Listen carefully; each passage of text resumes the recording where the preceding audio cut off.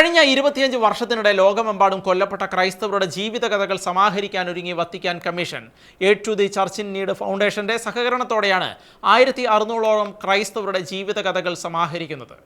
Pontifical ഫൗണ്ടേഷനായ aid to the church in നീഡിന്റെ സഹകരണത്തോടെ വത്തിക്കാൻ കമ്മീഷൻ നടത്തിയ അന്വേഷണത്തിലാണ് ക്രൈസ്തവ വംശഹത്യയുടെ പേരിൽ ജീവൻ സമർപ്പിച്ചവരുടെ കഥകൾ സമാഹരിക്കുന്നത്. കഴിഞ്ഞ 25 വർഷത്തിനുള്ളിൽ ലോകമെമ്പാടും കൊല്ലപ്പെട്ട ക്രൈസ്തവരുടെ ജീവിത കഥകളാണ് സമാഹരണത്തിൽ ഉൾപ്പെടുത്തിയിട്ടുള്ളത്. റിപ്പോർട്ടുകൾ പ്രകാരം 2020നും 2025നും ഇടയിൽ കൊല്ലപ്പെട്ട 1624 ക്രിസ്ത്യാനികളുടെ കേസുകളാണ് വത്തിക്കാൻ പഠനത്തിനായി എടുത്തിട്ടുള്ളത്. സബ് സഹാറൻ ആഫ്രിക്കയിൽ 643, ഏഷ്യയിലും ഓഷ്യാനയിലും 357, അമേരിക്കകളിൽ 304, മിഡിൽ ഈസ്റ്റിലും മഗ്രെബിലും 277, യൂറോപ്പിൽ 43 എന്നിങ്ങനെയാണ് ഏഷ്യയിലെയും ഓഷ്യാനയിലെയും കണക്കുകൾ.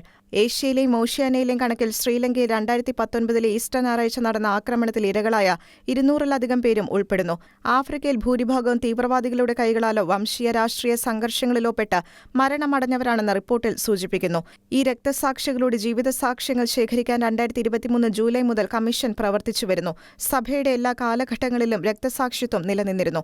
എന്നാൽ ഇപ്പോൾ മുൻകാലങ്ങളെ അപേക്ഷിച്ച് ക്രിസ്തുവിന്റെ സന്ദേശത്തെ ഒറ്റുകൊടുക്കാതിരിക്കാൻ പലരും തങ്ങളുടെ ജീവിതം സമർപ്പിക്കുന്നുവെന്ന് കമ്മീഷന്റെ പ്രസിഡന്റും വിശുദ്ധരുടെ നാമകരണത്തിനായുള്ള വത്തിക്കാൻ ഡിക്കാസ്ട്രിയുടെ സെക്രട്ടറിയുമായ ബിഷപ്പ് ഫാബിയോ ഫാബൻ പറഞ്ഞു.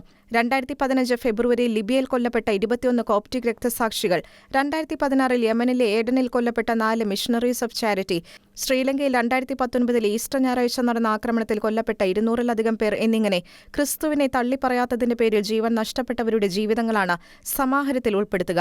വിശ്വാസ സാക്ഷികൾക്ക് ആദരാഞ്ജലി അർപ്പിക്കുന്നതിനായി സെപ്റ്റംബർ 14 ഞായറാഴ്ച റോമിലെ സെയിന്റ് പോൾ ബസിലിക്കയിൽ നടക്കുന്ന വചനാരാധന ശുശ്രൂഷയിൽ പങ്കെടുക്കാൻ ലയോ 14 പാപ്പ എല്ലാ ക്രൈസ്തവ വിഭാഗങ്ങളുടെ പ്രതിനിധികളെയും ക്ഷണിച്ചു. International desk, Shekinah news.